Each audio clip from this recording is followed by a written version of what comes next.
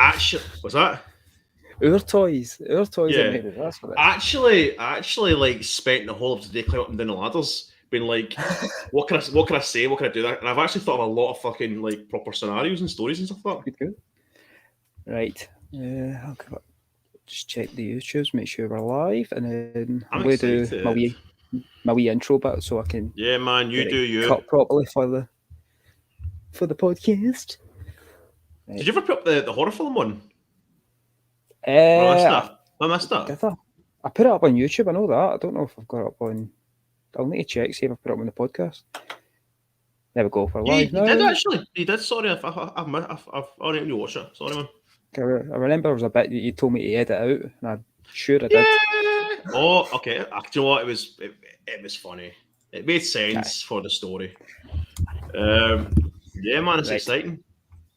Christmas jump. Right. Get started. Right, so hello everybody. Welcome to Who Cares Nerds. I'm here with that effing guy. He's over that side now. I know, me and Steven had the same problem when we were filming. We're just like, this is Steve. I'm just like, no, this is Steve. This is Steve. That's cool. That's all good, man. Good start. So it is the season to be nerdy. As you can see, Jordan's came well dressed over this side. What we're going to talk about is the real meaning of Christmas, and everybody's going to be like, "Oh, we're talking about family." No, the real reason, and the real meaning of Christmas, the toys, right? Yes, of course. In this case, what we're going to talk about is something that we've kind of talked about in a lot of the videos that I've been on with Jordan and the guys from Podcast The Old Republic, which was basically toys from fandoms that kind of either brought us into the fandom or we got into a fandom and then found out, holy shit, this fandom has amazing toys. Yes, it's definitely. Just a little bit of a run through of all the stuff that some memories we've had in the past from toys and stuff that we remember from the fandoms that we're either still involved in or we've kind of grown out of as well. Jordan's got some stories. I've got some stories. I've got some props as well to show off from old toys. Oh, see, you know what? You're gonna hate me. Like, you're gonna shame me and disgust me. I'm going to disgust you, actually. Sorry. A lot of my childhood toys are non-existent. Or no, I tell a lie. I think some of them are up in my mum and dad's garage, but like they are like balls deep under somewhere else. Don't be wrong. I've got replicas. I've got like modern replicas of like my original like the flipping head Power Rangers and stuff. I've got the replicas. I can't say it right. Replicas of what I grew up with, sort of. So this is going to be a really visual podcast as well. So if you're wondering, everyone listening at home, fuck.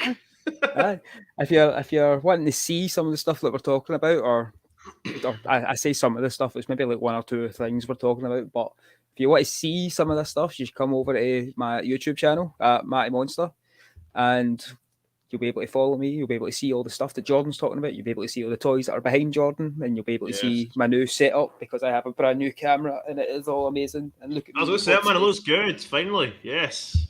Can do the secret signal. You look HD as well. I know it's HD. Magical. I didn't realise how. See on YouTube right now, actually, it's proper HD. That's pretty good, man. I like it. Yeah. It's fantabulous. Right. So, starting with an obvious one that I think nearly every Star Wars fan either grew up with or wanted or got at some point, maybe not at Christmas, maybe for a birthday or something.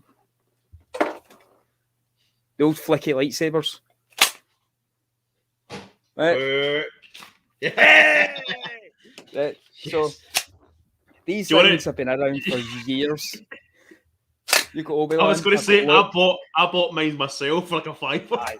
Aye. No, but I think I bought it for the Force Awakens. We got, like, me and Dwayne got ones 5 years ago. That was one of them. That's her one. I got Luke's. And then obviously I upgraded to an adult toy. That's not a dirty term. But like these things. I've got a story for that, actually. Oh Jesus! Not a story, but have you seen the latest that you can get for Christmas this year, if you want to, you can get like it's like updated lightsaber dildos. They actually glow. I know, Family man. show, Jordan. I know. Oh, fuck it. But aye, so the old lightsabers. There was always like different versions of these. You remember, like obviously that's the basic version. There was the versions that had like they were like spring loaded as well. Did you ever see them ones? Yeah. You always see him on TikTok with the guy just leaning back and doing that, and then firing it in his gob, which I always thought was hilarious. My brother Matthew, my youngest brother, had one where you could build your own. It was like bits and bobs. You could just build one. I think it was like basically what we've got. This just comes out. But it was like you could build your own wee handle and stuff like that kind of thing. The one I had, the Obi-Wan one from Phantom Menace, and it was like spring loaded, so you could literally hold it like a lightsaber, and then you pull the trigger and it bounces out. That's pretty cool. And I think they were called Force Action lightsabers. If Blue Harvest Toys is on, because I've tagged you in this. If you're not on, he'll probably be in the comments later. He'll be able to correct me if I'm wrong. I remember them. You know what I'm talking about? Toys R Us had them. It was around about the time that Revenge of the Sith came out. I'm sure they started coming out, them. Or just after. Toys R Us had it, I think. Those things were like lethal weapons. Like you could take somebody's eye out with them. They were that powerful, but like you never see them. I know that's probably how like you never saw them much after when the new movies came out. Like nobody's tried to redesign that one. I remember remember Toys R Us at Govan. You always had like they had obviously all their rails, and just at the front door where you just went in, turned to the right, and had like wee bits here and there, and it had like the kind of main feature kind of section. So like if it was a Star Wars film, it's a fucking Star Wars. New Power Rangers, the fucking old Power Rangers. It was a good kind of like the kind of main feature wall. And I remember when the Star Wars films came out, Phantom Menace, Attack of the Clones, all that kind of stuff. They'd like it was shit everywhere. There was like lightsabers, figures, dolls, this, that, and it was the spring action ones and all that kind of stuff. And I'm just like, I remember wanting one. Now, to be fair, I think when I first got into Star Wars figures, it wasn't. So I obviously the famous story. Obviously, I got. Here we go. Do the wee prop that I was doing for the podcast. I got this in 1997, the original, the trilogy remastered, all that kind of stuff.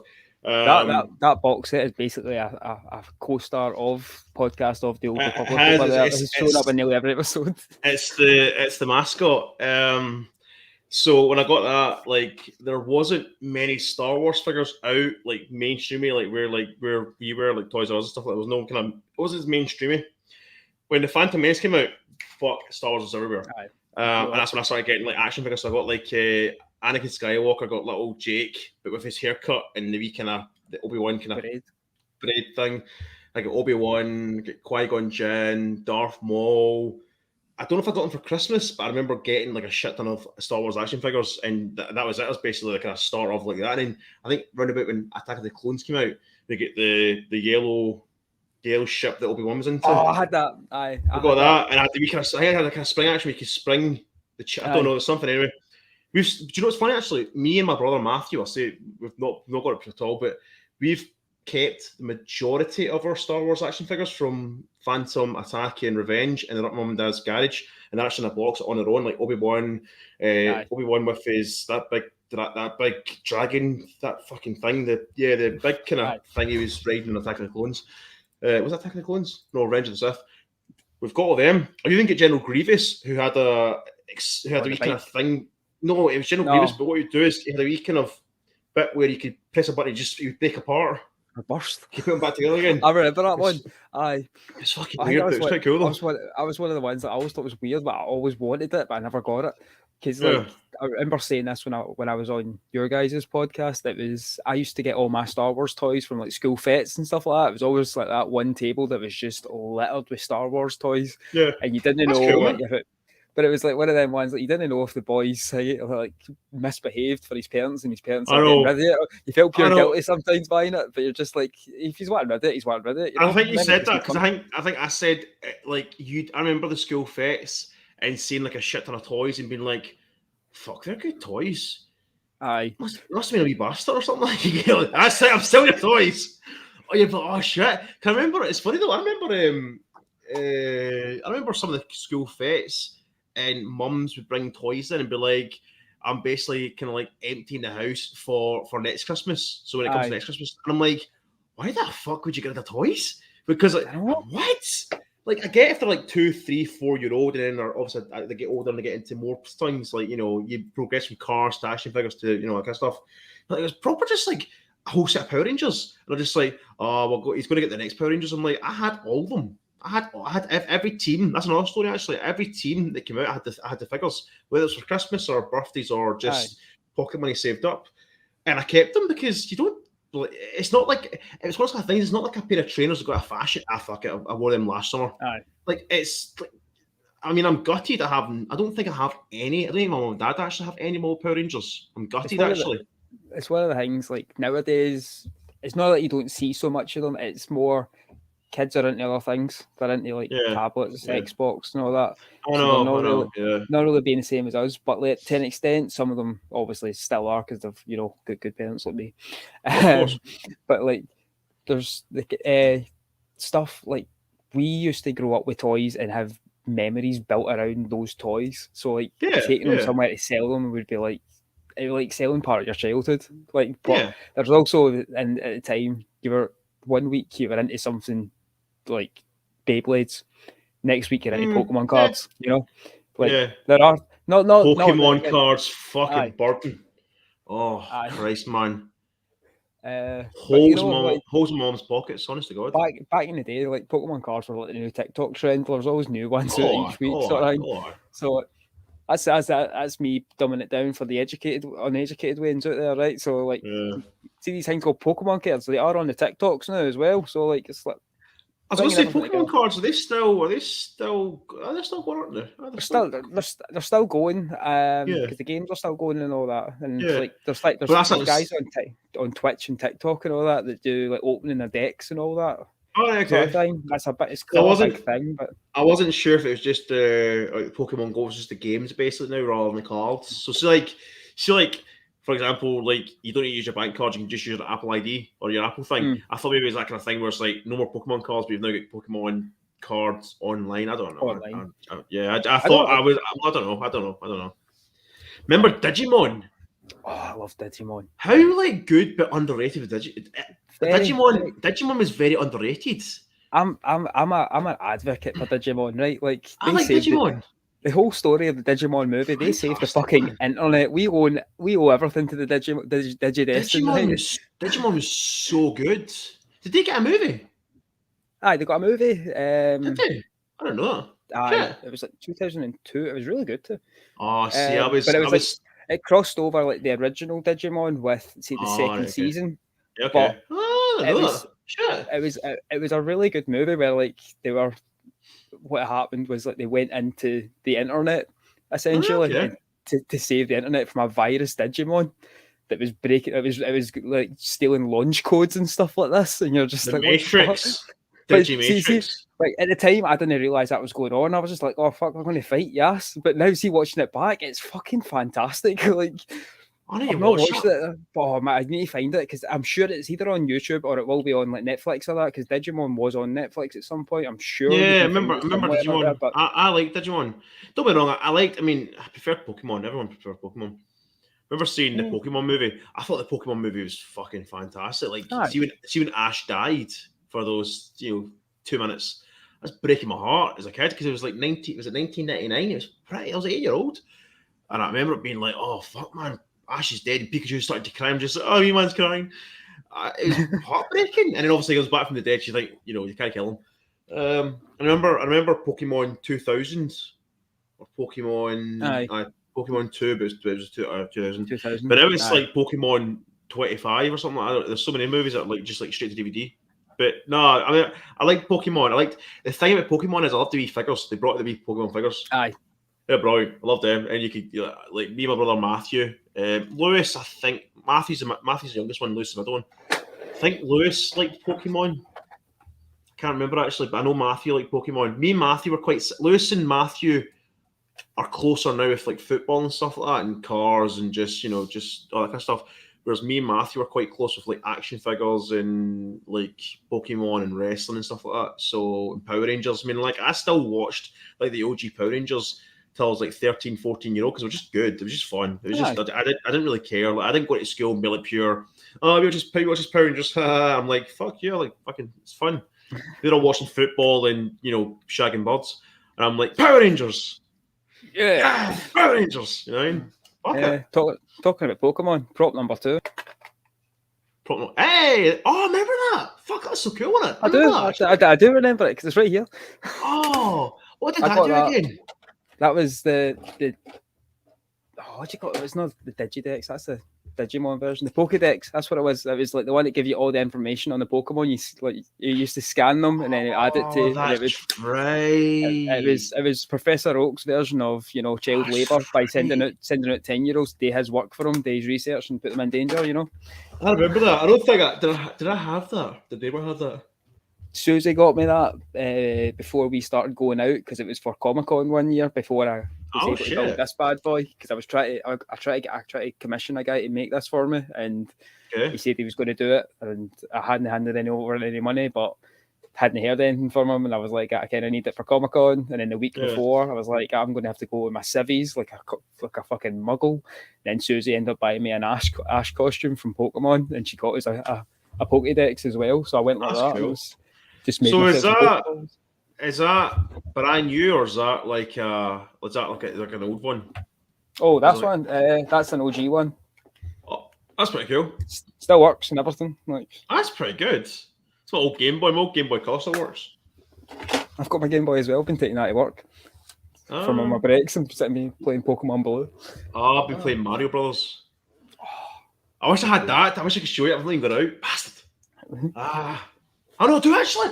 I tell a fucking lie. There she is. Yes, I have. Yes. Snapsies, mate. Snapsies. Yes, mate.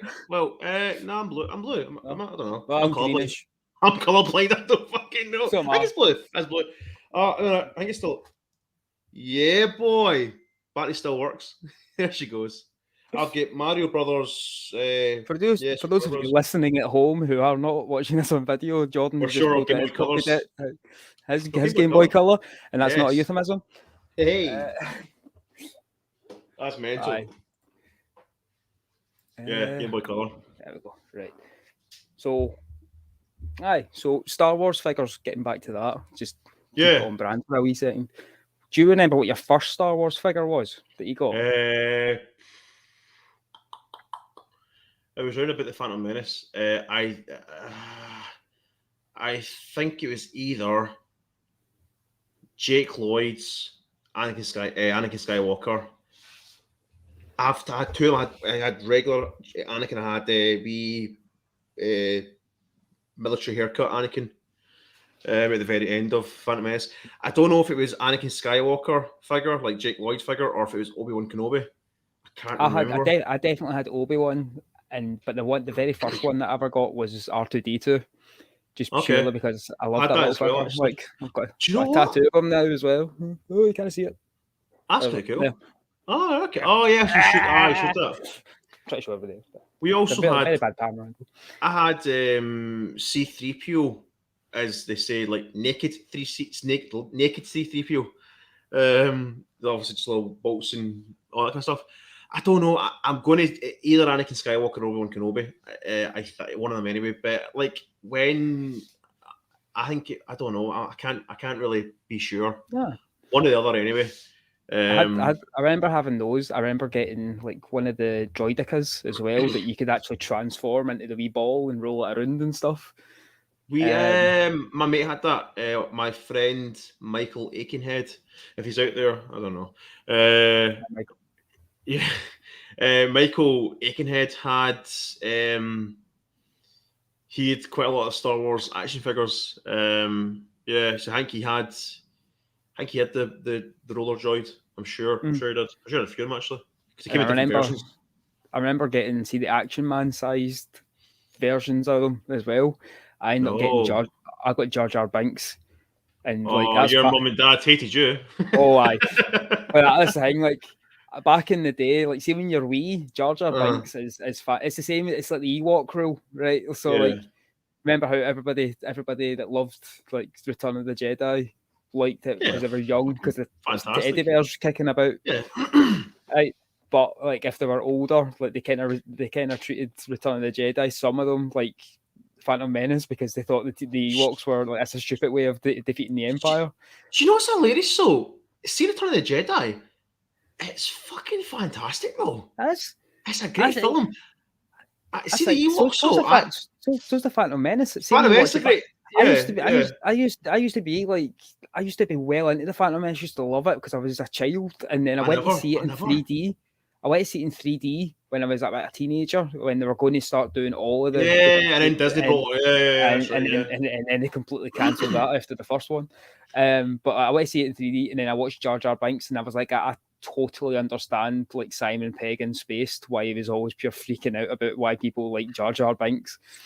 Yeah, and then I started listening to you guys, and you guys were talking about it, and I was like, do you know what? I'll give Phantom Menace another shot. I watched it, and I was like, do you know what? It is like a political thriller, like you guys said. That's what I said. Yeah, I brought that to the table and said I called it a political thriller because it is a political thriller. Like, it's one of those things where more mature, it gets a bit better. Like if you let it sink in a wee bit, it's probably going to happen the same with the sequels for me. Like I'm not a big fan of them now, but give it a few years, I'll let them sink in. I might eventually be like, do you know what? Actually, these are not bad for what they are. Like they're not.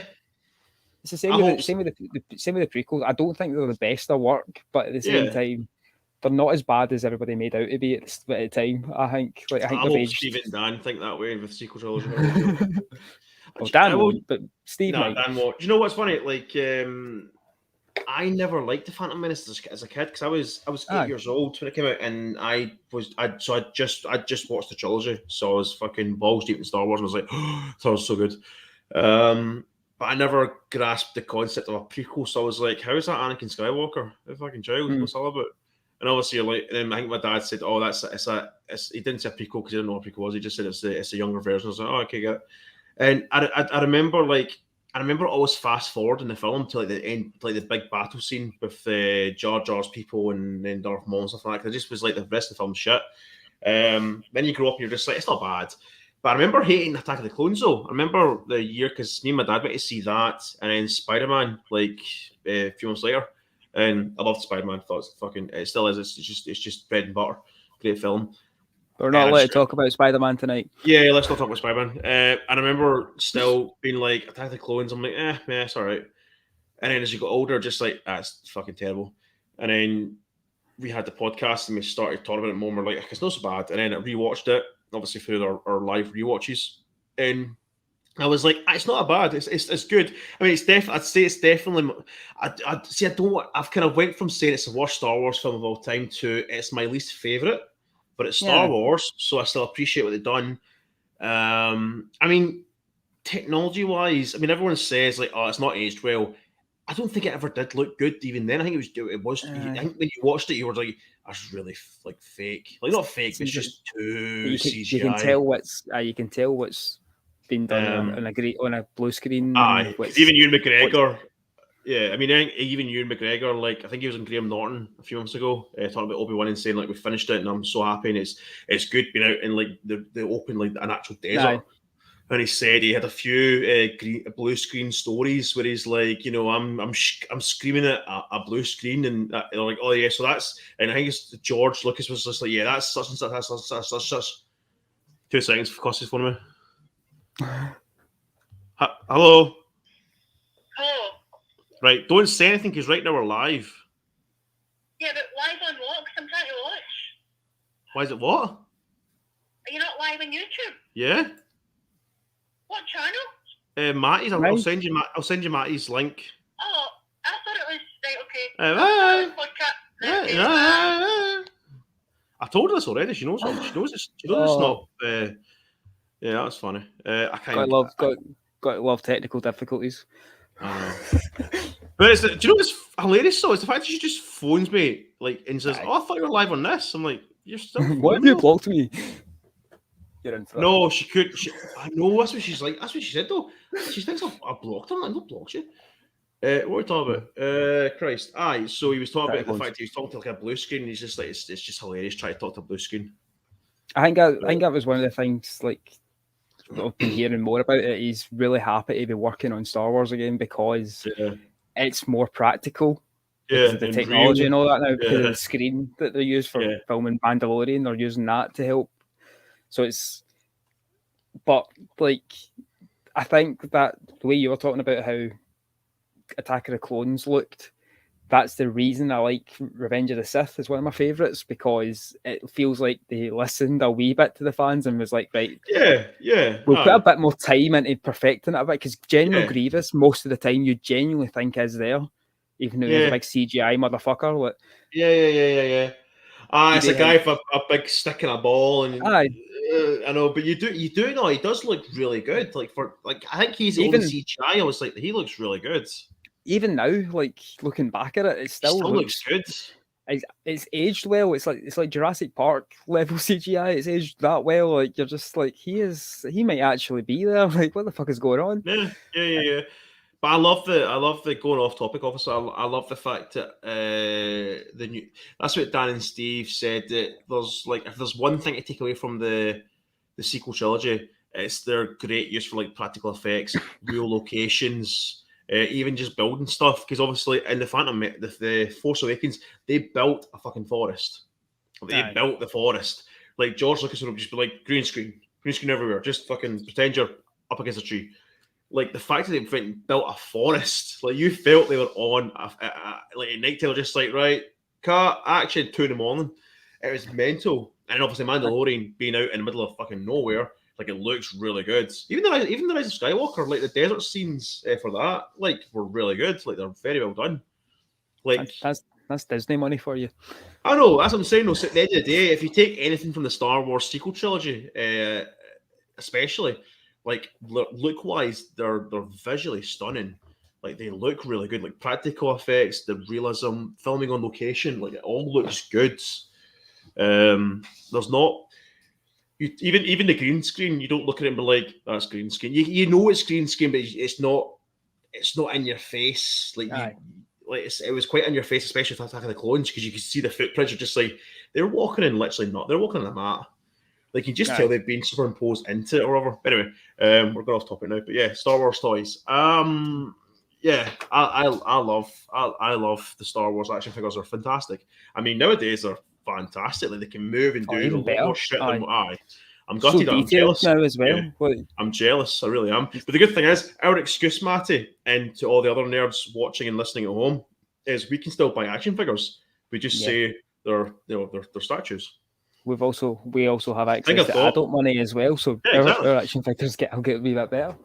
Exactly. I mean, I've got RoboCop up there. I had a RoboCop figure. I've had several RoboCop figures over the years, and they've got so much better in quality. Like, so much better in quality. Like, really good. But access to adult money. It's a dangerous thing for us. Definitely. Do you ever remember? I thought of a story here quickly. Do you ever remember Micro Machines? I think so. Sounds familiar. So Micro Machines were fantastic as well. Micro Machines brought out like they were like little cars, tiny wee cars. They had like Jurassic Park like set. They had like a Starship. They had like Starship Troopers, because obviously Starship Troopers, for some strange reason, as much as a fucking R-rated adult movie, catered for kids. Some strange reason. It was like Johnny Rico. It was like proper like, I mean, they weren't action figures, but there's like wee micro machines, like tiny wee they were like kind of wee poses, etc. You can get like a bug and a ship and all that kind of stuff. It's brilliant, really good. I think they were like literally that size. They were fantastic. And obviously when the Roughnecks 3D animated TV show came out, obviously that then became like Starship Troopers for kids and stuff like that. I loved that show. I thought the show was really good. So Micro Machines were like that, but they had like things. You had like a big kind of like camper van. It could open up into a city. You had like a military. You had like an army one, so it's like camouflage. So like you can open up like a city as well. But when you get older, you realize it was just stickers. So rather, so it was like that's stuck on like military, military. But what I'd done is I remember putting it. So me and my brother, I got the military one for Christmas 1999, like smack bang New Year. I was 8 years old. And I got to stay up to midnight. I was like, oh, happy sale. Lewis and Matthew went to bed because they were young. Haha, fuck yous. I remember sitting in the living room and getting the 2 Micro Machine cities. Lewis's was the camper van one, happy, friendly camper van, military. And I could join them together. And I remember just playing like all night for Micro Machines around the city and stuff like that. Right, man, it's fucking so good. Oh, it's so good. I think I do remember this. It was so good. Like, see if I can. I'm going to see if I can get it on Google. Like it was just. You can still get Micro Machines. I don't think they're not as like. I don't think they're still. But they're not as major. That and like Hot Wheels. I used to remember getting it all like the pure like movie car Hot Wheel ones or like I never got any like see the massive racetracks, but that I was lucky enough that I had a grander that was a joiner who knew how to make sort of things like that. So we had like a proper like wooden version of like there's ones. Yeah, I do remember them. Them ones, and then you had it's so cool. So obviously for people who are listening at home, I'm just Google it with me. Starship Micro Machines. I don't. Oh, there it is. There it is. So it's going on eBay right now for £154. It was like that. And it could open up the big kind of city. So it was like that, but then I had the military one. They're like proper like collectibles. Again, I wish I'd fucking kept them. I hate when you're younger and you think toys. I'm an adult now. And you bin them, and then you realise that I've just I've literally went and bought the Red Ranger again. That for the sake of the word, I already had them years ago. But to be fair though, those toys they broke because obviously the weakness in the leg. You kept doing this. Flip his head. But yeah, I wish I'd kept all my figures. I really do. I wish I'd kept all my stuff.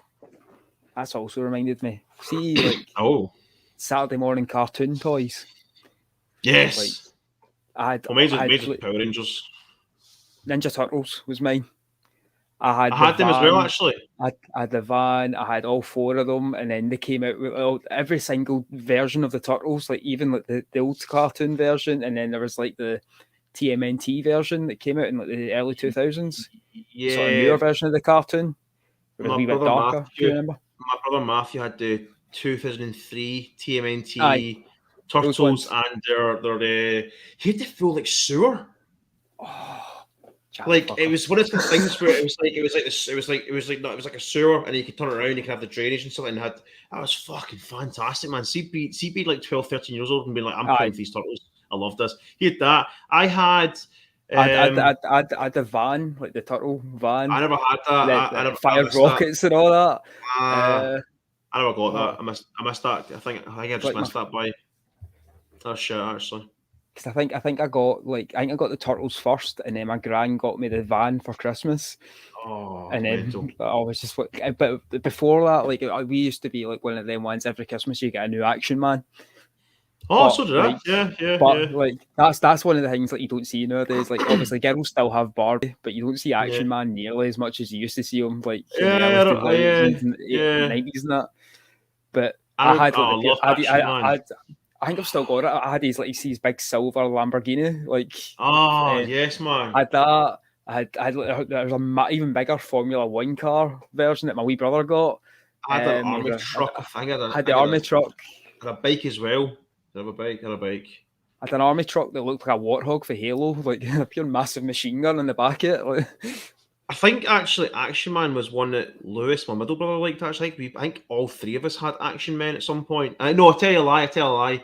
Me and Lewis had the real McCoy. We had the real Action Man that had gone on since the fucking 60s or 70s or whatever. We had all of them, and then Matthew, his generation got it was an Action Man cartoon. It was like smaller figures and they'd like cool cars and like tech and stuff. It was like basically James Bond of Action Man world. Kind of something like that. I don't know what it's called. But I remember growing up and do you ever remember growing up and actually like having the original Action Man cartoon in like the late 90s? The one that was like that early stage CGI sort of shit. Like no. That was Matthew's one. It was like action. It was like that was Matthew's version. No, it was a proper real like 90s like Action Man cartoon. I can't remember. It was really good. Like, I remember it being really good. Like you had that, and you had who was the villain? Was it Dr. X or something? Dr. X. Dr. X and like Metal Holland. I'm definitely going to Google that now. Oh yeah. I mean, Action Man. I remember that. Cartoon. Because my wee brother got the action figure of him one year, and I was like, "Oh God, fuck! What the fuck is this?" You know what? See, he had one. He was like one of them guys that used to come with hundreds of stuff. Yeah, you were thinking of Action Man Ground Zero. That's the one I remember. That was 2000. My one, no. Fuck. My one was 1995 to 1997. That was my guy. No, I don't remember that one. That's my Action Man. I remember seeing something like that, but I don't remember actually seeing the cartoon of it. Maybe just it's mental. And then I think there was one after my one, because I think it was called Alpha Teams on Machines or something like that. Atom. Aye. That's Matthews. So that's Matthews' version of Action Man. Atom. So mine was in it. That was around about the same time as the Turtles as well, like the new Turtles that came out. Yeah. So mine's was 95 to 97, the real fucking McCoy. Yours was Action Man 2000 to 2002, and Matthews was like, well, yours and Matthews were like the 2003 or something, or 6 or something like that. That's pretty cool. But yeah, I remember the original Action Man, like the original like 90s cartoon. It was so good. Like it was so good. Like that's old. I need to look up, man. That's old. Like it was like I actually forgot about that, to be honest. It was like Spider-Man, X-Men, Action Man. So good, so good. It's had all the Spider-Man toys as well. Actually, I think it like I never got X-Men. I never really got any X-Men toys. That's something I was kind of until the movies started coming out. I didn't really see any X-Men toys. Yeah. Because I remember getting like Wolverine gloves and all that for when the movies came out. But see, most of the 90s for me was Action Man, Power Rangers, Micro Machines, wrestling. I had the very first Rock figure, which is gone. I don't think it's now, but I had the very first Rock figure. So my 90s was Action Man, Micro Machines, Power Rangers, and a wee bit of WWF, the proper WWF. The OG. And then when X-Men, the first film, came out in 2000, that's when X-Men figures came into the light, and it was the movie figures. I had Wolverine. I had him as Logan, leather jacket, but you could, and he had like, I think, what was it? Was it him and a bad? It was Rogue. It was a double pack. It was him and Rogue, and she had a wee square in her chest, and you could push it in, and Wolverine's blades would come out of her back, so you could push him. His nails go into his hand, and you can push against her. Remember, he stabs on the film. Which, when you think about it for a kid's figure, that's quite brutal. That's fucking That's dark. quite brutal, actually. But that was one of the figures, the twin packs I had. Now, back then, I think it was like a tenner, 15 quid. Nowadays, it's like 40 quid. Because I think Zavi done like a proper like legacy thing where they brought back out the figures, and a double pack was like 50 quid. I'm like, holy shit, man, I was remember like 15 quid or something like that. I got that for Christmas, actually. I got that for Christmas one year. I think I got my first Spider-Man figure when the first movie came out, and it was one of them ones that was like one of the very first sort of action figures that had so many points of articulation, because they made it into a pure advert in the Marvel comics of like how much I think it's like 217 points of like how ways to pose and all this, and I'm just like, I don't really care about this. It's Spider, like I just like yeet him. My mum actually, it's in my bedroom. It's now Matthew's bedroom up in my house. It's just a big kind of statue, and you just kind of stands there like that. I've had that for like, it just stands like this. I've had it for like, that's now 20 years next year. As of next Christmas, it'll be 20 years old. It's still actually, it's not discoloured. It stands into the sun, and then window ledge, not discoloured. But my other figures are all discoloured up there. Like Deadpool's discoloured, Rick Grimes is discoloured, but he's still standing. I'm like, holy shit, that's 20 years almost. You're still standing tall. Spider-Man figures. I never. I don't know why.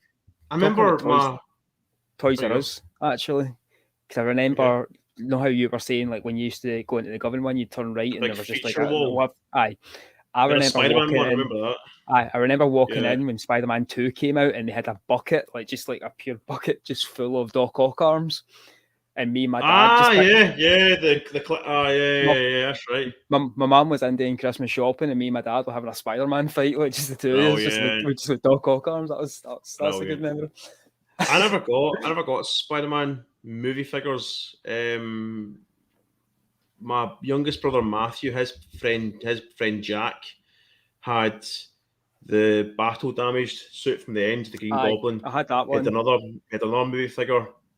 I think there was one where you could take his head off and put Peter Parker's head on, that kind of thing, like the suit. And I don't know why I never had any figures actually of Spider-Man movie. I think I got one in my later years because I just seen it like a kind of Christmas market or something. I was just buy that as £1. But I think the closest I got to a Spider-Man action figure back in the day was from Asda. It was a tenner, and it was a comic book Spider-Man. It was all battle scarred, like his mask was all hanging off and stuff like that. It was brilliant. I had that, and then I have that one there. That's it. He cost me £30. It's an action figure. Literally an action figure from Forbidden Planet, £30. And he doesn't do it. It just sits there. Forbidden Planet, you should get some free advertising right there. I know, Forbidden Planet. I know. Sponsor us. But no, I never had, because at the end of the day, like when they all came out, I was getting a little bit older, and I think if it was up to me, I'd have bought them. But I think my mum was just like, "I'm not buying your figure," because the last action figure I got, I remember getting like that kind of played with behind closed doors. But my mum was away out shopping. I was like 14, no 13. I think I was 13. Was one of the. I hope the fuck that's not a euphemism. No, one of the Power Rangers Time Force. It was one of the Power Rangers Time Force figures. I think it was the Red Power Rangers Time Force. I think it was. And I remember being that age, like where all your mates were out playing football or something, and you are like you just wanted not even that you wouldn't do it. Like you wanted to be in the house just playing with your action figures because you couldn't be arsed. And that's before like everybody was diagnosed with anxiety and all this pish. Like it was just it was a happier time for us because like you could just make up your own wee adventures and your own mates, and I remember being like 14, 15. Actually, tell a lie, because it was in Beath. We moved to Beath. I was 15, so we were like 15, 16, 17.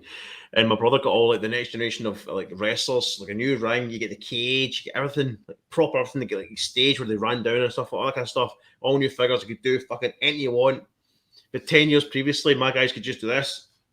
You know what I mean? So for anyone listening at home or doing the movement of the old figures, it was just basically nothing could happen. No articulation at all. Exactly. And I remember my mum. Kind of like the stages that we get to in later life, Yeah, basically. I'm getting there already. My mum would go out with my brothers and that at the weekend, and I'd stay in the house, and I'd quickly go into his room, under his bed, pull his figures out, pull his wrestling ring out. 15, 16 years old and play for wrestlers. I just thought, fuck it. I was just like, I want a happy moment. I'm bored. I want to play some wrestlers. That's like smashing shit together is brilliant. Aye. Wrestler figures, like, you can play with them at any age, I think. Like, honestly. It's just... I'd always get caught out, though, because he'd come in and be like, you touch the figures? I'm like, no, never. He's like, yeah, he does. He's like, I'm telling mum. I was like, why are you telling mum? Fuck you, man. Prick. But yeah, I played figures up till I was like 15, 16, because it was just one of those things where it's like, oh, it's all coming out now. It's those kind of things where it's like, behind closed doors, it's just okay, it's fine. I mind like one of my wee brother's mates, like he was like and really, really into Power Rangers at the time, but he's like one of the at the time it was the first time I'd ever heard of anybody with autism. I was like, oh, fuck's that's dog. I was doing there, sorry. Shit. Right. But he was one of the guys that was his parents would get him the stuff to kind of help him cope with what was going on with him. And I walked into his house one time and he had every set of Power Rangers like everywhere. Cool. And his room was just covered in it, and it was amazing. It was like walking into Toys R Us, but actually being able to play with the stuff. Like, that's cool. And he was such a sound wee guy too. And like I remember he had at this time it was when Dino Thunder was out, and he had brand new figures. He had like, all the Megazord bits, and it was like the first time I'd ever seen a Megazord that came in different parts. Because like I used to get like the ones that was just like one solid figure, and that was it. And I was happy with that. Like, but I didn't know I didn't know they were able to do all these things. They had like one had like a T-Rex arm as it was its tail, like sort of thing, and it was turned into a drill, and it worked and everything. I was That's cool. This is mind blowing shit right here. That's cool. I think that was the last time I played with guiltily played with figures, because I think I was about 12 or 13 at the time, but it was just like, this is actually I was like 6. I was like 15, 16, possibly 17. I just thought, fuck, I don't care, because I got like my Doctor Who figures I've got down here, my statues, but that's our figures, are probably figures. So David Tennant is like 15 years old. He's the OG David Tennant. He's the OG David Tennant. So I remember I've still got my OG sonic screwdriver. Oh, see, mine's broke. It just became dead, but I've got Matt Smith. So Matt Smith. I love Matt Smith's one. I think Matt Smith's brilliant. He's just compensating for something. Hey! Oh, I was going to say myself. I heard it before. So that's right, 50th anniversary. So I remember like setting up. I had them all like setting up with the TARDIS and stuff. I've got everyone. I've got ones in my drawer. I've got like Peter Davison. I've got Peter Davison, Tom Baker. Down there, I've got Tennant, Matt Smith, Peter Capaldi, John Hurt, the War Doctor. And you can pop his head for the Paul McGann head. I've even got Jodie Whittaker, because I just thought I like her look. And it was like £3. It was just to £3 in Forbidden Planet. So that's a bit that's a shame. Not bad. Especially Forbidden Planet, that's not bad. I've got 3 of the nostalgic Daleks that Kirsty got me from B&M for my Christmas one year. I've got Davros from 2007. I've got a TARDIS. I've got Peter Capaldi. I've got Peter Davison. I've got Tom Baker. I've got William Hartnell. And I've got William Hartnell, tell a lie. It's John Pertwee. And I've actually got, I need to show you quickly. 2 seconds, I'm going to end up pulling myself off. Keith, I don't know if you know, but B&M are doing quite a lot of like the old figures coming back and stuff like, and like new versions. So it was one of them was John Pertwee with his old TARDIS. Oh, that's pretty cool. It's pretty cool. And I've yet to get a screwdriver to set it off, but yeah, it's pretty cool. So I think it makes noise and stuff. I don't know. So yeah, I'm kind of waiting to get that off. It's just sat there I'm going to sit here. That's just on myself. But yeah, I love. That's my kind of like my guilty pleasure.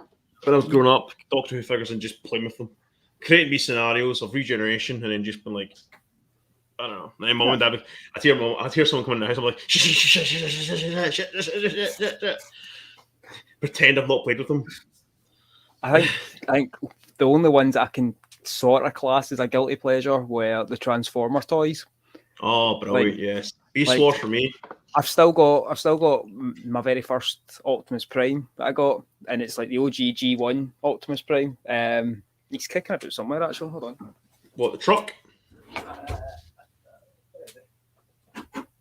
Yes. Oh. Talking about old Power Ranger toys as well. Yeah, I had him. Is he kind of shinier version, like a matte kind of version? His belt's kind of shiny. I think they brought shiny ones out. I think he's got a broken hand, but like, there we go, Billy. Oh, Billy. But my OG Optimus, who's shit. That's the very first. It's not an original from like 80s or anything, but it's like the OG G1 Optimus, and it's always been my favourite. That's pretty cool. I had. It's one of them once it's like a Rubik's Cube to me. Like I can sit there and just like do it, and then it's back. I remember my friends had them actually. I tell you one, Michael Haken had. I think he had that. I had Beast Wars. I had like Optimus Prime. Optimus Primo. He was a gorilla. I had that. I had Cheetah. I had was it Ratchet, the rat one. Mm-hmm. I had the Rhino guy. Mm-hmm. That's pretty cool, man. That's pretty cool. That's pretty good. I like that. That's all right. I've lost a lot of people's like all their sonic screwdrivers. I think I've just basically. They've all got them actually. I've got two tenants. I've got two tenants.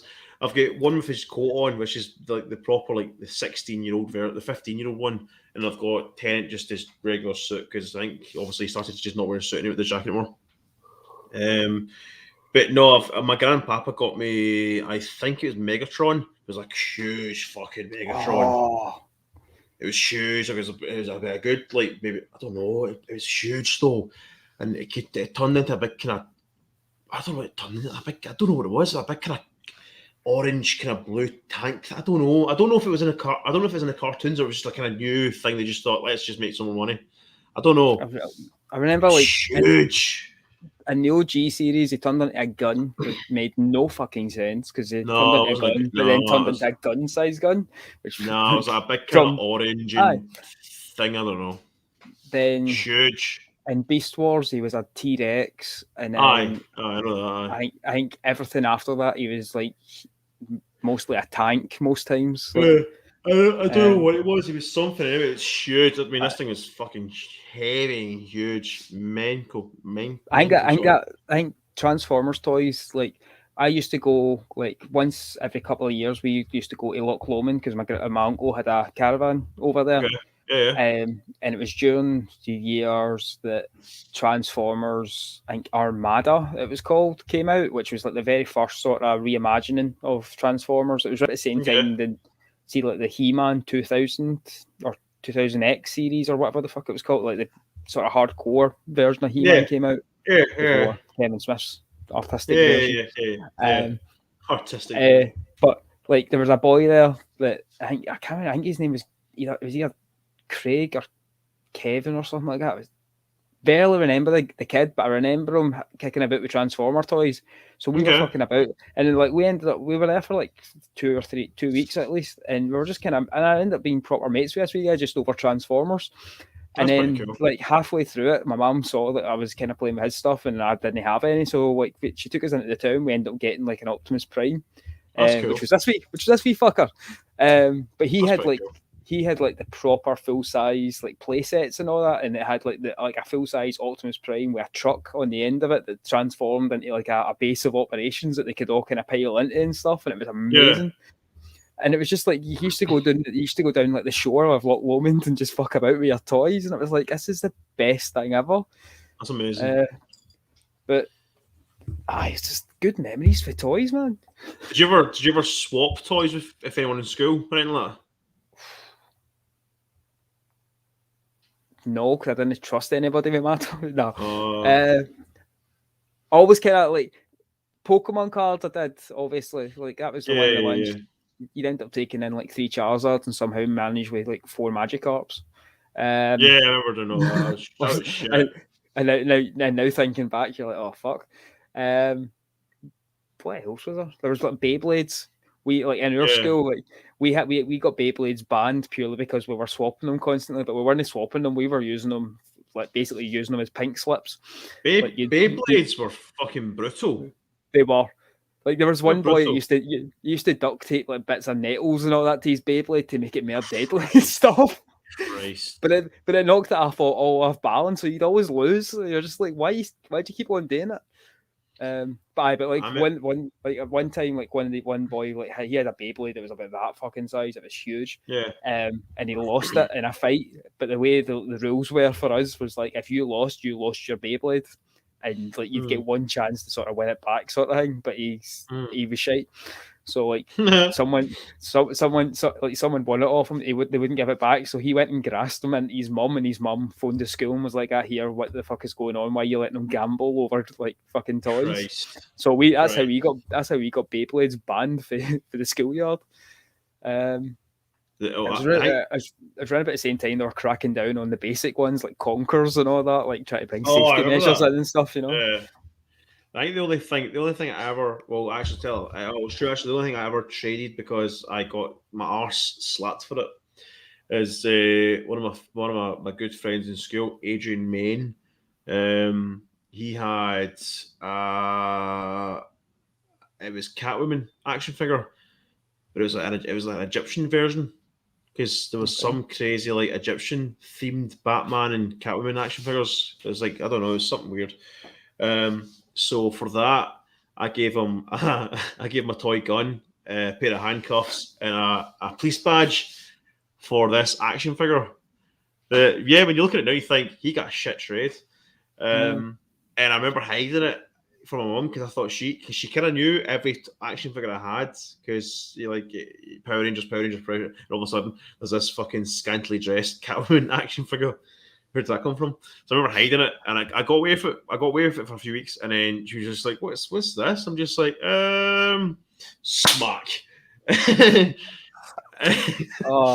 that? Who's that? Oh, it's Adrian Maines. Why? Because we swapped it. What'd you give him? A gun, a pair of handcuffs, and a badge. Smack.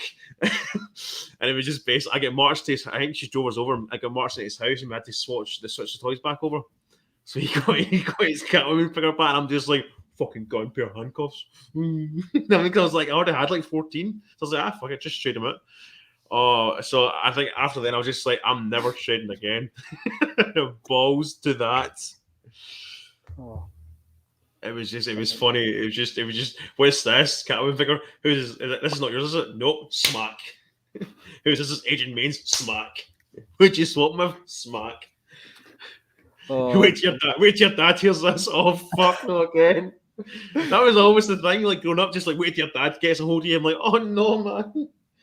My dad used to be a taxi driver, so he would come in at literally 12 o'clock, 1 o'clock in the morning. And there was times where it'd be like Friday night, and you'd be off to your bed, and your mum's. I remember your dad would come and see you when he's home from work. You're like, oh man, no. And you'd 1 o'clock in the morning, you'd hear the door, and you'd come in, and you think, oh Christ, it's my dad. It's like, oh no. But my mum had went to bed, so you're thinking, right, it'll be cool. She's went to bed, she'll forget. You go to bed, and all of a sudden, boom, boom, boom, stamping. You think, oh fuck, here he comes.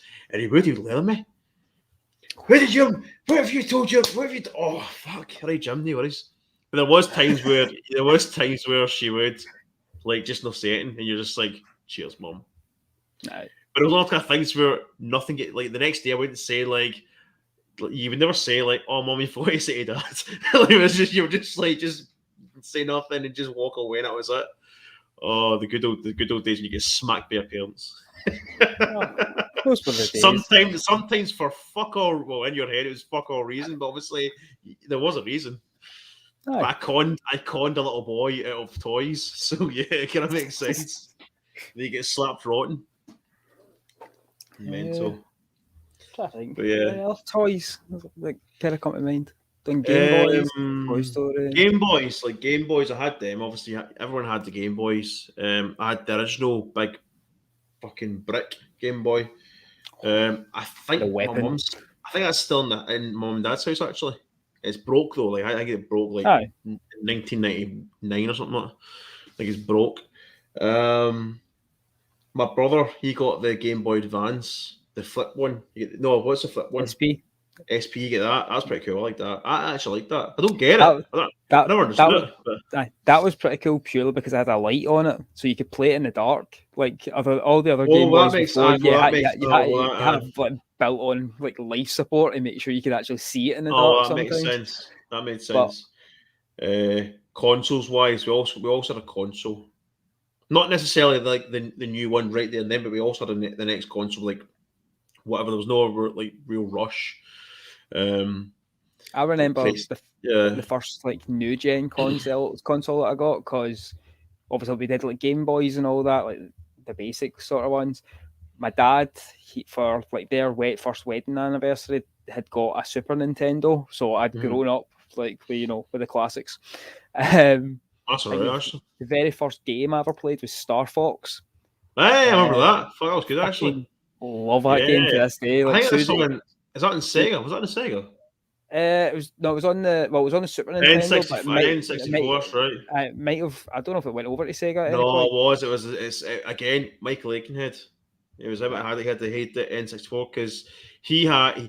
Not that it makes it, but he had autism. And I'm not saying that's a great thing to have, but he got everything. It's not, but he got everything. His mum was a single. She was a single mother, and his dad. The mum and dad divorced, but he got everything. Yeah. It kept him happy.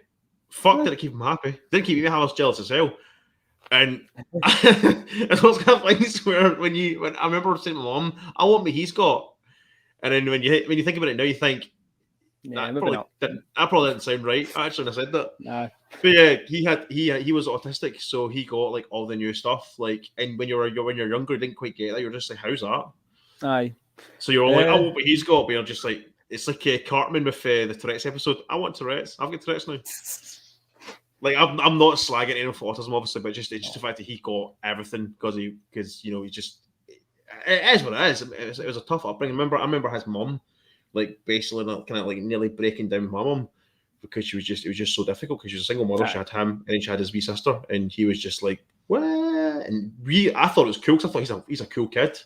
But you don't realize as you get older, you think he had like problems. He had like learning difficulties and stuff like that. It's it's horrible. But as a kid, you think he's cool. He's a wild kid. I loved him. He's my best mate. And as well as I got older, mom kind of then said to me, by the way, he's got something wrong with him. Like so, I remember Kat when Kat used to carry on for his sister, used to hit her. But we'd all just kind of laugh because it's just kind of funny because you're just messing with your little sister and stuff like that. But then you realise that no, he's doing it because he's got a problem. I remember his mum screamed at me one time because I laughed at he done something. I think he threw something on the floor and we're all laughing and she bawled at us. Obviously, you then realise that he had problems. So like us laughing, you're kids and you don't get it. But as you get older, you think, we were kind of, But I know this is quite tragic, but he had the N64. A dark turn. He had the N64, and what we and him used to love playing was GoldenEye. Like there is no GoldenEye. GoldenEye was the God, man. My God, it was amazing until one of the times I beat him. See the V each other. Aye. And he put the remote control through the TV. Oofed. So when you look at it now, you think that was his autism. Obviously back then you just think, all right, Michael, calm down, fuck's sake, it's only fucking games. But yeah, that was brutal. But yeah, when we got the Switch a couple of weeks ago, found out that the Super Nintendo emulator and the N64 emulator both have Star Fox on them. Like the N64 one's got Lilac Wars and like so. But it is exactly the same as it was on the game, the Super Nintendo. So it's like I love that game. I remember Star Fox, like I know this is gonna sound dead dumb. But it was a proper fox. He was a fox, wasn't he? He was a fox. It's not just. He was a fox. I do remember him. I know. But you know what I mean? No, because like it could be the name of the ship. But no, he was. I remember him being a fox. That's right. He was a fox. His team was like a frog, a rabbit, and a falcon. I remember playing that. Falco was a falcon. He was always a bit of a dick. Like whenever you try to save him and all that, it was like, don't get involved. And like I'm meant to be leading your fucking teammate. I remember that actually. Remember him, he had Star Fox and he had GoldenEye and he had, I think he had a Star Wars. Did he have a Star Wars? No, Michael Mitchell, another Michael. Around the corner, he had Star Wars. He had the Phantom Menace. It was a Phantom Menace game. It was really good actually. The PS1, it was really good actually. I like that game. As you get older, you just play computer games. Well. I remember getting the PS2.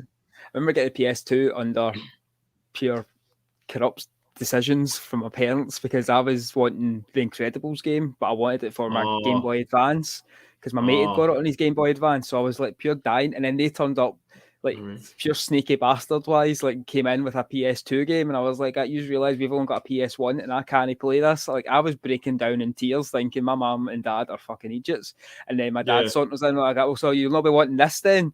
And I was like, "You are an absolute dickhead."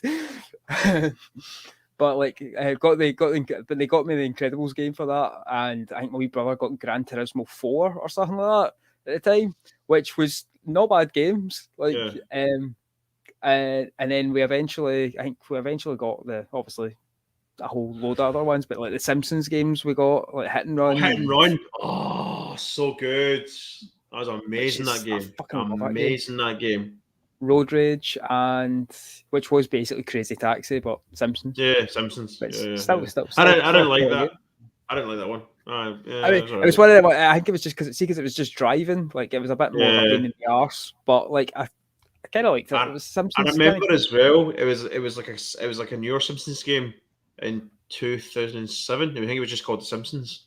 You're just like, man, I want Hit and Run 2. I remember it was rumored that it was going to be Hit and Run 2, and something happened, copyright or something like that, and they ended up just making Road Rage, and then this year one was fucking raging. It's one of those games, like, see, there's always a rumor of like GoldenEye coming out and all that as well. Yeah. Like, what they should do is just release the game. Don't even update it. Like, because honestly, see if you go back and play it on the PlayStation 2, it still holds up. Like, the graphics obviously are absolute shit, but like the graphics are what make that game. Like, you know where stuff is because the graphics are that bad. See if you were to update that. I'm not saying it would ruin the game. It wouldn't. Like, it would make it more appealing to most people, but like you'd lose a lot of the nostalgia for it. The same with the Lara Croft games? Like, I really loved playing all the Lara Croft games. Tomb Raider 3. Aye. Locking the wee servant in the fridge.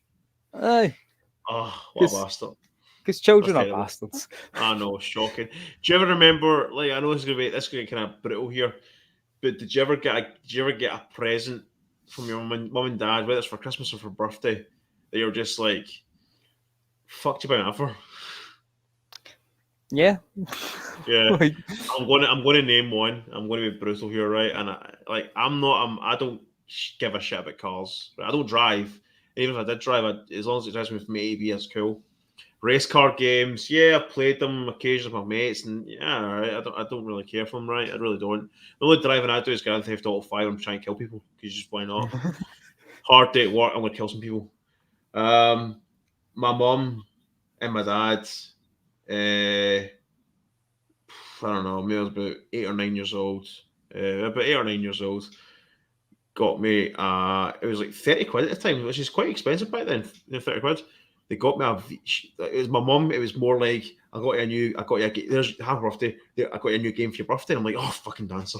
I mean, because that was a new game. I already had Crash Bandicoot. I had Scooby Doo, Cyberspace. Like, fucking great game. I had all the ones. Medal of Honor, Underground, or whatever number 2 was. And then I had a few more things. But I was like, what could it be? I opened it. And it was V Rally.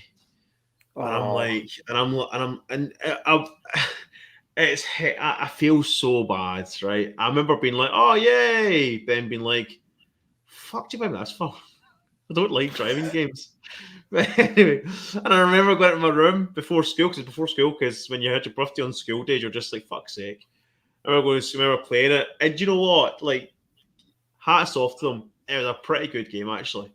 I actually enjoyed it because you could have like the winter, you could have racing in the winter. That's brilliant. Seeing driving in the snow was fantastic.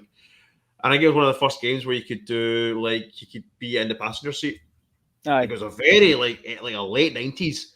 Late 90s, it really was. But I remember as well. So my birthday's in January, so it would have been like post Christmas. And I remember getting birthday money and my mum taking me out and being like, right, where do you want to go? I want to go to a game or go to. I think it was game thing. Bray Headed been like the late 90s, early 2000s. Game had open, Bray Headed open, so game was there. And I remember going to a game and being like, right, I need to buy a game that I'm going to actually enjoy here. I feel so bad. But the V Rally game was, I have to admit, it was pretty good. But when you open up, just like, oh, I don't want this game, but I'm going to just have to play it anyway. So what came out was Tomorrow Never Dies on PS1, and The World's Not Enough on PS1. So I'm like, buying them. I think they were like, I think it was like either £10. It was like pre-owned. No, I think I tell a lie. Tomorrow Never Dies was pre-owned. It was like 15 quids, which was quite good for. That's pre-owned, it's quite good. And it's been a few years, so The World's Not Enough. I think it was brand new. But for brand new, it was like 25 quid, 30 quid. So you're just like, that's mate. So now when you think about it, you're like, that's crazy. That's crazy. Like nowadays, like 50 quid, 60 quid. I like nearly 100 quid sometimes. Like the new Grand Theft Auto, the remastered Grand Theft Auto trilogy is like 54 quid. And you're like, fuck right off. I want it though. But I'm like, I don't want 50. I know, but I've heard they fixed all the problems, supposedly. So I remember buying A2 and playing them till my heart's content. And my mom being like, how's your V Rally game doing? I'm just like, yeah, it's good. Playing James Bond. I'm like, oh, Christ. But you know what? I do actually remember enjoying it. It was just one of those kind of things where, like, on the day, you're just like, you had one job, Lillian. It's probably the most selfish I've ever been towards my mum and dad. More my mum. My dad he's a taxi driver. He just said, how much do you need to give him? How much you spending on 30 quid? Right, cool, there's 30 quid. Go get what you want. But I think even Big Jim was just like, fuck do you buy my car racing game for? What's he going to do for a racing car game? And I think my dad, when we had 2 players, my dad would play it with me. But I think even he's like, you fucking hate this, don't you? I'm just like, yeah, I need to play it anyway, don't I? Anyways, but I did enjoy it though, because Lewis enjoyed it. I enjoyed playing it too much.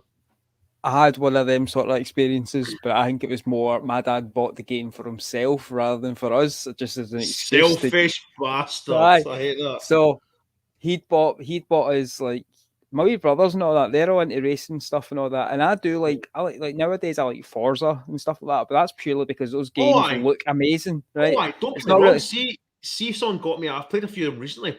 See if Kirsty for one Christmas, which is she wouldn't know because she'd always ask me what you want. But see if there was Forza was a $5 pre-owned, I'd buy it because graphic wise, it's so good. Amazing. Yeah, definitely now. Forza 4 is set in Scotland as well, which can't go wrong with that. Oh, of course not.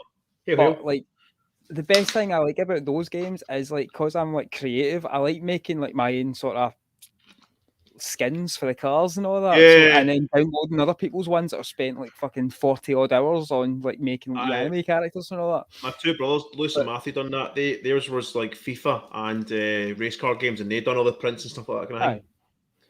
But I like stuff like that where you can actually see the car. My dad had bought us one of the very first Colin McRae rally games, right? And I played him, right? It was an alright game looking back, but at the time I wasn't into that shit. But he bought a full setup. He bought the steering wheel, the pedals, the gear stick thing, and a proper gaming chair and all this. That's a shame.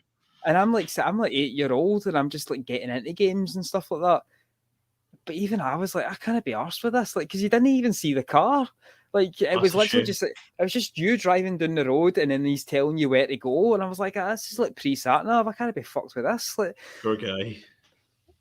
But I'd hand it over to my dad, and my dad would sit there for 4 hours, showing me how to do it, and I'm just sitting there reading Spider-Man. You bought this for yourself. You bought this for yourself. Yeah, I know you're talking about. Me and my dad, only once. We'd bought. Do you remember the Godfather game? Aye. I think it was 2007. That came out. PS2 Godfather game. It was brilliant. I loved it, and we both halved in for it. I think he paid. I think at that time it was 40 quid, maybe. I don't know. I can't really give or take 40 quid.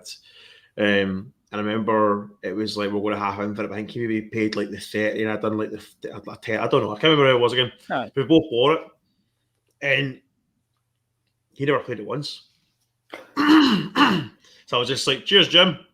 Never played it once. Never. I think he had a shot maybe once or twice, and we just fucking stupid game. Don't know how to play it. And I'm just woo, yeah, boy.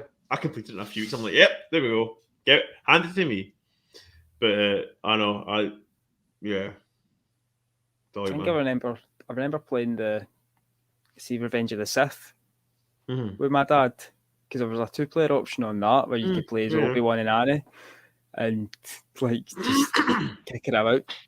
And that was not bad, but we never finished it together. I ended up just because he ended up having to go to work and all that, so I'd end up just tanking through it. And then by the time he came back, I was 5 or 6 levels ahead. And he's how did you not wait for us that? Because it's too fucking good. I'm not hanging about waiting on you because you've got an adult life. I know, I get that.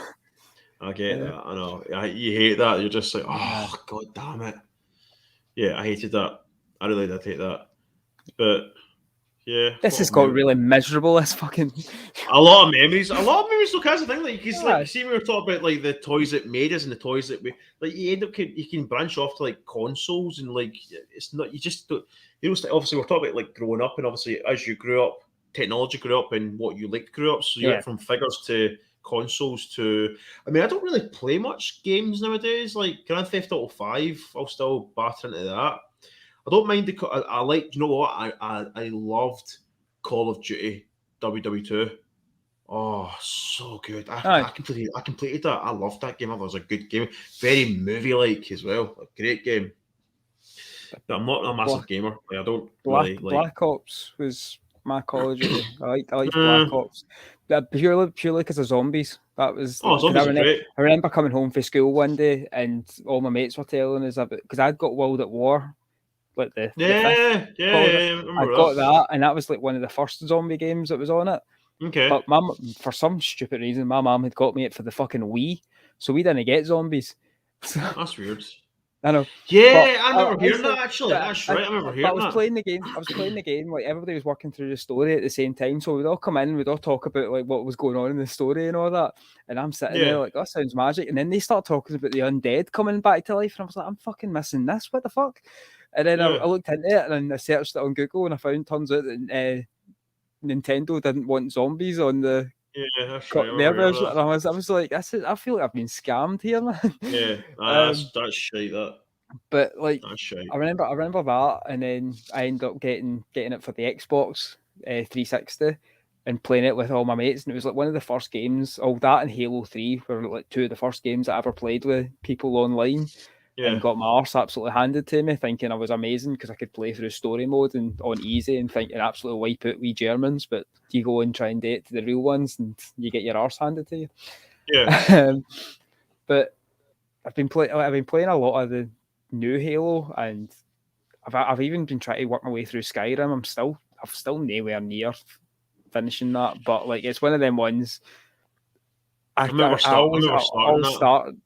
start it and then I give up so far into it, and then I come back to it and I'm like, I need to start again because I can't be arsed. I remember my good friend from my Morrison's days, David Jelfs. He bought me for my birthday one year, and I remember playing it. I started it and I'm just like, this is pretty good, and I'm just like, oh fuck, I'm bored, man. It's like fucking Lord of the Rings, a game. I can't be asked. I was just like, nah, don't want to play it. It's a lot of shite. It's too much for me. Where's Grand Theft Auto? I think it's just boring. I've never really been a major fan of like that sort of science fiction-y fantasy sort of side of it. Like I do like science fiction because obviously I love Star Wars. I love everything. Yeah. Aliens, everything. But like the sort of magic side of things, I'm just like, See, I see that it's Stephen Danner just like, oh, shut the fuck up. Fucking Lord of the Rings is God's gift. Like, I do like Lord of the Rings. That's like I like mind that. it. I understand. I understand why people love it, but it's just I'm not really. I do like the action scenes and stuff like that as well. Like all that stuff's magic. It's all the walking and talking that I'm not 100% sure on. That's like, it. And this is when Dan mysteriously appears out of nowhere watching. Like I heard you fucking talking about it. Oh, I definitely. One of my good friends, Abigail. She watches the Lord of the Rings trilogy like it's the actual trilogy.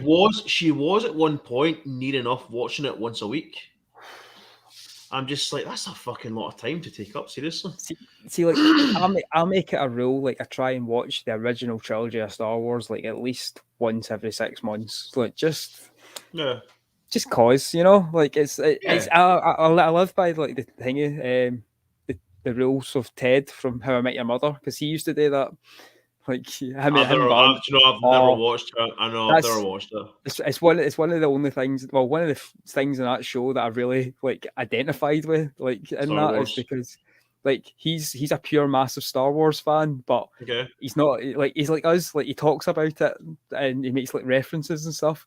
But he always like him and the other boys that are on the show all sit down every 6 months and watch the Star Wars. Like if they've ever had like a bad day or something like that, and it's just they sit down, they watch the trilogy, and it's like it starts off as like a no girls allowed thing, and then like he has a daughter, so they have to break the rule so they could educate the Wayne. That's which I always thought was pretty cool. That's pretty cool. Do you relate to that, Emma? Obviously, because you've got your daughter. Do you relate to that? Yeah, I can relate to that because like good. That's how like when I first started talking to you guys and started talking to Dan on TikTok, he was like, his first question to me was like, "Are you a fan of the sequels?" I think he was kind of testing the waters with me. Oh, and I was like, my opinion was like at the time I was a fan of the sequels purely because the wee one, that's her version of the prequel of the prequels. That's fair enough. That's cool. She likes it, so I will sit through it, and I'll say I like things. Like there are things I do like in it. Yeah. Do I think it's as good as the rest of them? I will not say my honest opinion in front of the child, but you know. I understand that. I mean, like, The Force Awakens for me was like my comeback to Star Wars. Like, obviously we had the prequels and stuff like that. It wasn't. I mean, Revenge of the Sith was the best of that trilogy. Aye. Now, even back in the day, it was the most Star Wars that you could get, and it just felt more It felt more Star Wars. But when it came to the sequel trilogy, The Force Awakens like rekindled like my relationship with Star Wars. Like, I love The Force Awakens. I love The Force Awakens just as much as I love the original trilogy. Like, I would say like The Force Awakens is in my top 5. I love The Force Awakens. Like, I really do. Like, I think like if I go by my review thing, it was like Empire Strikes Back, The Force Awakens, A New Hope, Return of the Jedi. I can't remember the fifth one, but like I love The Force Awakens. I really do. I think like it's the second greatest Star Wars film of all time. I really do. No, I tell a lie actually. If I quickly go on, I tell a lie actually. I think I put A New Hope actually second because I think I kind of thought, well, there's no Star Wars for A New Hope. I think if I remember correctly, I'm just looking at my letterbox review. No, I did Empire. So in my order of greatness, Empire Strikes Back, Force Awakens, Star Wars, Return of the Jedi, Rogue One, The Rise of Skywalker, Revenge of the Sith, Last Jedi, Solo, The Phantom Menace, and Attack of the Clones. Controversial, but you know, it's just it's your like list. You're allowed to have your own opinion. I mean, I like The Rise of Skywalker. I mean, I've only seen it twice, and the two times I like it. I mean, it's got its. I mean, I know everyone say, it's got its flaws and shit. Like, it's got its major flaws, but it's still. I don't know. I really like Adam Driver. I think he's a fantastic actor. I think he's a really good Kylo Ren. I think his wee redemption arc, I was like, you know what? Fuck it. They can only go either way, so it may as well. I'm going to say it sounds very controversial as well, because like I know you guys, like you three, all seem to sure love it, but see Force Awakens, like I left the cinema with my wife that night, and we walked home, and it's about a good 4 or 5 miles to back home, just purely because if we were like that, if we sit in a taxi, we are going to blow the tits off this guy with how much we did not like that movie. Do you know like Force Awakens? At the time, I didn't. I've rewatched it, and I'm just like, do you know what? Like, it's not as bad as I was making out to be, but I think it was more. I think it's purely because when I went to see it, I'd hyped it up so much in my head, and I was just like, what the fuck? And I think the one thing that we got really pissed off about is obviously the thing most people kind of got pissed off about was when they killed off Han Solo. And it's it's not because they killed off Han Solo. Like I was fine with that. That part of Kylo Ren's story, and I'm totally okay with that side of it. The thing I was pissed off about is like for like how many years, nearly 50 years now, we've been hearing about how badass the Wookiees are, and I was like, why the fuck did Chewbacca not just go full fucking Wookiee, like rip his arms off or something? Even if you just saw Chewbacca bathroom. I know. It's one of them things I've always wanted to ask you guys. Chewing, like, I think, if there's something you could see in a Star Wars movie that you always hear about, like see how everyone was always talking up how badass Boba Fett was, and then we never really saw him until like Mandalorian, obviously. And we're going to get the Book of Boba Fett as well, But it's like you always hear about a character that's a pure badass, but they actually fuck all on stage. And I'm not on screen, and I'm not saying Chewbacca doesn't do it a lot. He does. He's a major part of the story, but it's like you hear a lot about the Wookiees, you never see him. Like you always hear about how strong they are. I think with Chewbacca is like obviously he did do the whole kind of and then blasted Kylo Ren in the shoulder. I think he maybe can. I don't know. I'm probably looking to do too deep into this, but I think the way they've wrote his character, I think Chewbacca is probably thinking, I can't kill him because at the end of the day, I've got to then go back to Leia and be like, your husband's dead, and I killed your son, but your son killed your husband though. Like, so yeah. Yeah, so I think like it wouldn't be his character if he was just like fuck you. And obviously the film would end. The film would be finished as well. So you kind of listening to you guys has kind of educated me on that side of it. So like I don't feel so bad about that anymore because like you guys have kind of opened my eyes to that sort of side. But I on behalf of Podcast of the Old Republic feel like we feel that's nice. That's nice that you've actually we do appreciate that you guys watch us and stuff and listen to all of our shites, but to actually like learn from us, that's pretty cool. Yeah. Thank you, appreciate that. Because we don't look at you guys as like an audience, we look at you guys as our friends. That we're all one community. But it's true because you, Aaron, and Luke over at Any World But Ours. Like he's all accepted us into in rural farm boy. Especially fucking rural. The walking Wikipedia. The walking Wikipedia. You guys all invited us into your community, and we've gradually met a lot of people like Sleepy and all that kind of stuff. So like to get you guys like appreciating us is pretty cool. Like because we're just nobodies. Like we're all. I mean, at the end of the day, we're all nobodies. Like we're nothing compared to the big guys, the big players. But like, to even have like you saying like you enjoy watching stuff, you're learning from like certain things, so that's pretty cool because obviously we're still learning as well. It's mental. That's the thing. Like I only heard of you guys because Dan had put up a TikTok about Star Wars. That's mental. I remember him showing us that. That's not even it. That wasn't even a year ago. That was around about end of January last year. Yeah, we just started our first year anniversary as just the kind of middle of January, like the kind of teens. I think it's really the 15th. Yeah, I think it actually well done. How much of a super fan I think it actually is. We appreciate that. I think it actually is. We still don't know what we're going to do for it though. We don't know if we're going to do like a live quiz. Or I think we're looking into doing a best of. I think Dan or Steve, one of them anyway, is looking into editing like a kind of best of montage of all our episodes. I think spoilers, but I think we're also going to maybe do it. I don't know if we're going to try and do a quiz. I'm not sure. We'll do something. But yeah, like we're still learning. We're still the new kids on the block. Or don't get me wrong, our YouTube side of it's not taking off the way we wanted it to, but it's still. I mean, it is still early days technically.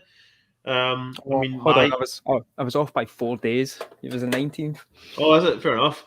I mean, we're still early days for YouTube channel because like my YouTube channel, I only just hit like over the 400 mark, like just like there, like in the last few months or so. But like, that's nice. I'm still sitting on 12, but I'm happy with that. That's still cool. I mean, listen, mate. See, when I had like, I think it's double this year, so that's pretty cool, man. I mean, like, see, literally just last year, like only just last year. Actually, I'll tell you, I think it's either been like late last year or early this year. I was still sitting like 186, and all of a sudden shot up by like 200 and something. So it happens, mate. I don't know what it is. It was absolute kind of freak accident that I just posted something. It just hit like 2,000 views, and my next video 1,500 views. And then before you know it, you've got like 400 subscribers, and you're just like, oh, what? I mean, like, I've still not hit like where I would like to be. Like everyone wants to be over like 1,000 subscribers because it just means you just look better when you got 1,000 subscribers. But it takes its time, mate. That's what I tell Steve and Dan with the YouTube channel. It takes its time. I mean, it took me. So next year it'll be my third year on YouTube. Yeah, third year. No, I think fourth year on YouTube actually. 2018, so my fourth year. So if it happens, it happens. I mean, yeah, we all go in thinking you're going to be a YouTube celeb, you know what I mean, after a few months, but just depends, mate. It just is what it is. Like, but again, we're all here to help each other out, so you know. Oh, definitely. Exactly, but yeah. I've always had a question I've thought of asking you guys that I might save it for if he's ever do another Q&A sort of one, but maybe get an answer off of you since. Ask me then. Ask me. Make it a closing answer, right? All right. So, okay. like, is there any character, right, in Star Wars that you wish had shown up in a different battle? Like to show off, sort of thing, right? My personal preference would be see Boba Fett if he hadn't fallen into the Sarlacc pit, showing up in the Battle of Endor. Okay.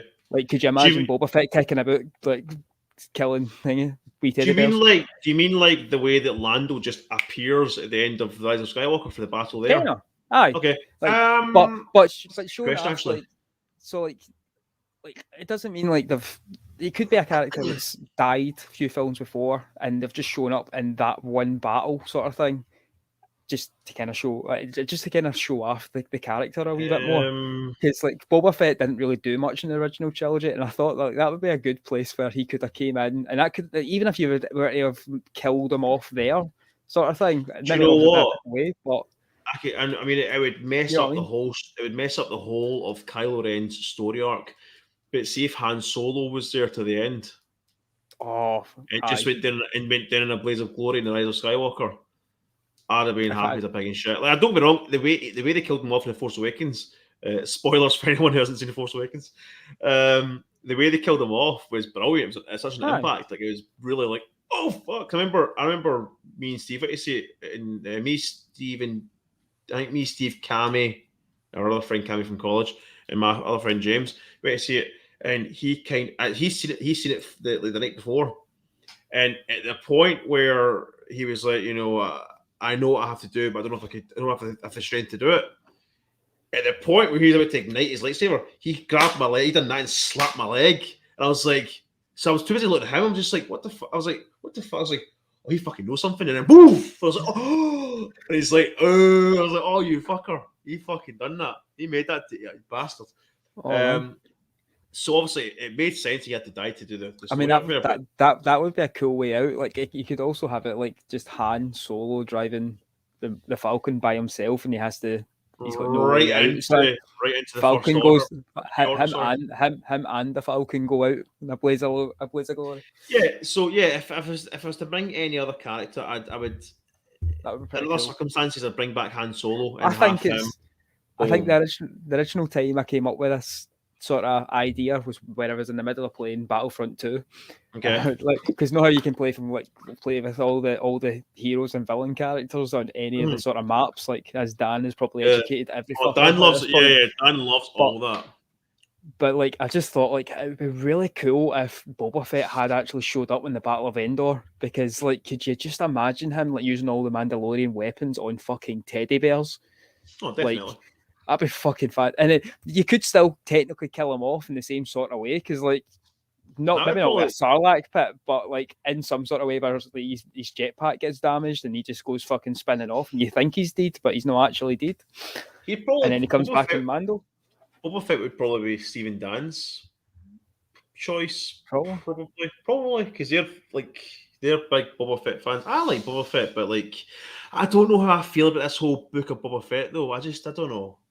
Like I'm excited for it purely because it's the guys that are doing the Mandalorian that are making it. So I'm excited for it. They've done well with that, but that's the thing. I wasn't excited about the Mandalorian. I'd never heard of what a Mandalorian was before. No, I knew Mandalorian. I knew of that. Yeah. Aye, and I'd heard some stuff because obviously I'm in the cosplay community, so like, you can't miss a Mandalorian and hearing about them. But I don't know how it wasn't as big. It wasn't as big at the time, and then I'm starting to hear more and more about this, and I'm just like, do you know what? I'm going to give it a chance because I didn't completely write off Mandalorian. I was well up for it. It's new Star Wars. I think I was kind of in two minds purely because I wasn't a big fan of the sequel trilogy movies coming out, and I was like, I'm kind of cautious. But the second it came out, I was like, okay. Sounds amazing, but I still waited. Till Disney Plus came out before I went and looking for it. I didn't go. I know. Legally. Because before when we got it in the UK, we got it in fucking March was March because it was a week of my birthday, my 20. Oh god, how fucking old am I? 26th birthday. That was the week it landed over here, so that's what Susie got me for my birthday was a subscription to Disney Plus. That's all right. And then I was like expecting us to get all the Mandalorian episodes in a one since they were already out all over America and we had to watch it week by week. What sort of bullshit is that? I know, that was shit. That really was at least we didn't have to wait a full year to get season 2. But like we got season 2 at the end of the same year, which was kind of handy. But this has been brutal. Like, see, waiting. Can you imagine series 2? Though? Can you imagine like that? Obviously, we know the ending. Obviously, with Luke Skywalker. Can you imagine like the Americans getting that first? Oh Christ! I mean, Baby Yoda was already spoiled for us. Like, it was everywhere. And I knew about it, but at the same time, like I was just like, "This is cool." Like I knew about it, but like at the same time, I wasn't that. It wasn't a big deal. It wasn't as much. As, seeing you actually look at it, you think, right? It wasn't as much. Like it wasn't that much of a big deal, to be honest. But Luke Skywalker, that would have been a fucking killer. It was just. It's just like obviously. I mean, I've not seen the new Venom, but I know near enough everything about it. I know the post-credit sequence with the whole thing going on. Obviously, you'll probably be able to elaborate that because you've seen the new Spider-Man movie, so you'll know more about what's maybe going on. I don't know. I've not seen it yet. I've not seen the new Spider-Man as well. All I'll say is just wait till after the credits. Yeah, I will. All I'm saying.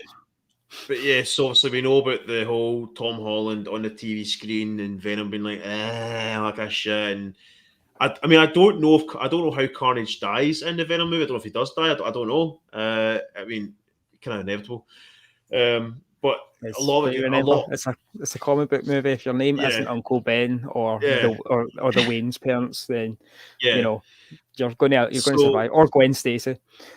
Yeah, so a lot of things get kind of spoiled. I've seen a lot of like the battle clips on TikTok and all that kind of shit. And obviously the biggest thing was the Peter Parker picture on the news and that kind of stuff.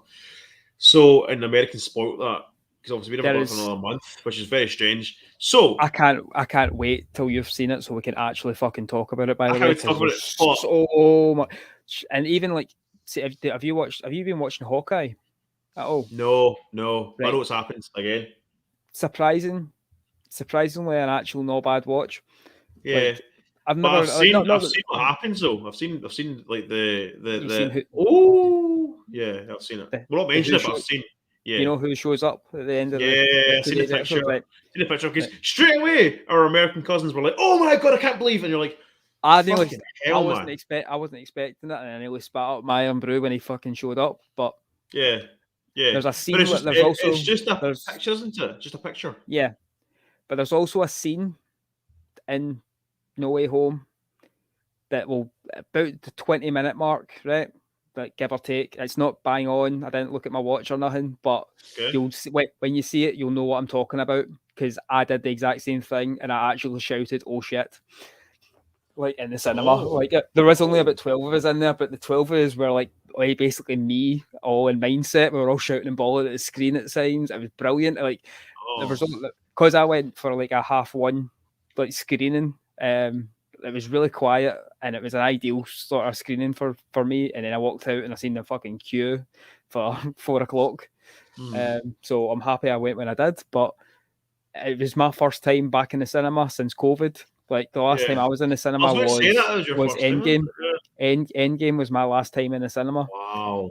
So that's how long it's been for me, and I was so happy that I went to see this in the cinema. Like it was.